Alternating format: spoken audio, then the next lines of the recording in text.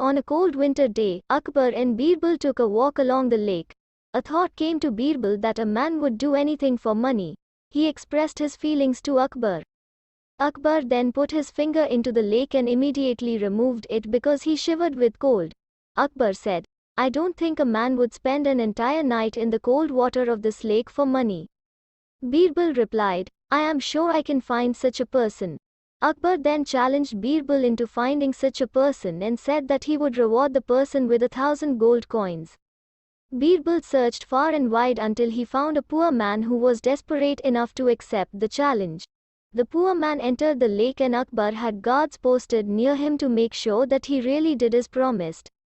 The next morning the guards took the poor man to Akbar. Akbar asked the poor man if he had indeed spent the night in the lake. The poor man replied that he had. Akbar then asked the poor man how he managed to spend the night in the lake. The poor man replied that there was a street lamp nearby and he kept his attention affixed to the lamp and away from the cold. Akbar then said that there would be no reward as the poor man had survived the night in the lake by the warmth of the street lamp. The poor man went to Birbal for help. The next day, Birbal did not go to court. The king, wondering where he was, sent a messenger to his home. The messenger came back saying that Birbal would come once his khichdi, rice, was cooked.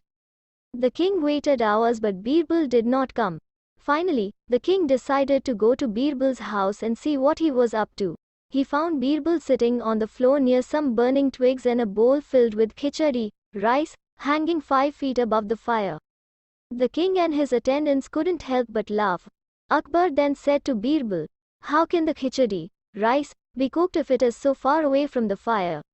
Birbal answered, "The same way the poor man received heat from a street lamp that was more than a furlong away." The king understood his mistake and gave the poor man his reward.